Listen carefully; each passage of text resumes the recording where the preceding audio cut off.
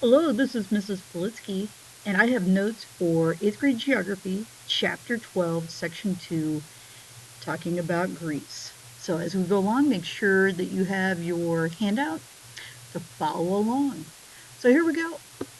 The ancient Greeks accomplished lifelike paintings and statues in the arts, new forms of literature, including history and drama, advances in geometry, in mathematics, and the creation of democracy in government, which is probably one of the better known contributions of the ancient Greeks. As a young man, Alexander the Great, as tutored by the Greek philosopher Aristotle, by the age of 18, he conquered Greece, and at age 20, he became king. After his father died, he carried out his father's plan to conquer the Persian Empire. When he died, his empire stretched from Greece to India, and he died at a young age. Most people believe that he died before the age of 30. Numbers 3 through 6. During the 1300s to the 1400s, the Ottoman Turks took over Greece.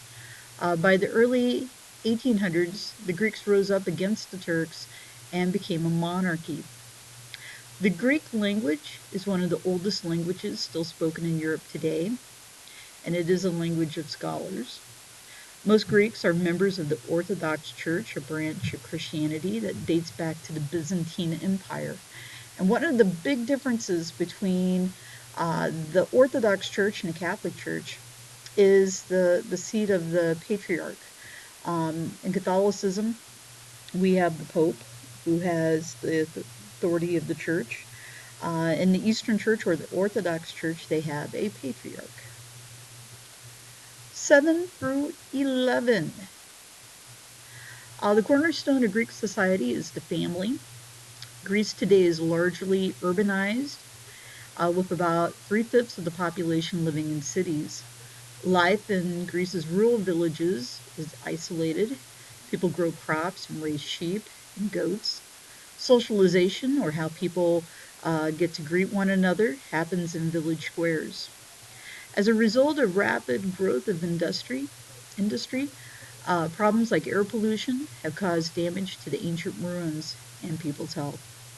Number 11, Greece's economy is not as strong as other European countries, which is noted in the last few years when Greece was on the verge of bankruptcy.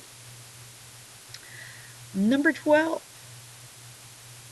the islands of Greece can be divided into three groups: the Aegean Islands, the Ionian Islands, and Crete. The Aegean Islands are between Greece and Turkey, and many tourists are drawn to the island of Thera, which has been identified as the site of the lost continent of Atlantis. The Ionian Islands are west of Greece. A popular tourist attraction within this group is Ithaca, which is mentioned in Homer's Odyssey as the home of Ulysses. And finally, a large number of tourists visit Crete to see the ancient Ionian ruins at Knossos. Numbers 13 through 15. Ancient Greeks had many accomplishments in the arts. They created lifelike statues and paintings. They created new forms of literature, including history and drama. In mathematics, they made advances in geometry. And finally, in government, the Greeks created democracy. Between the 13 and 1400s, Greece was taken over by the Ottoman Turks, and Greece finally achieved a return to democracy when they rebelled against the Turks and later got rid of the dictatorship.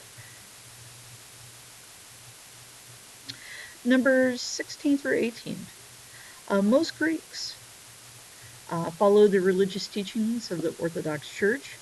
The cornerstone of Greek society is the family. Greece's history and physical geography has influenced its cuisine, in that Greeks rely on ingredients that grow well in their region, and they have borrowed recipe ideas from the Turks and the Italians. All right, we've got one more here. Life in Greece's rural mountain villages is difficult because the people are isolated. They grow crops and raise sheep and goats.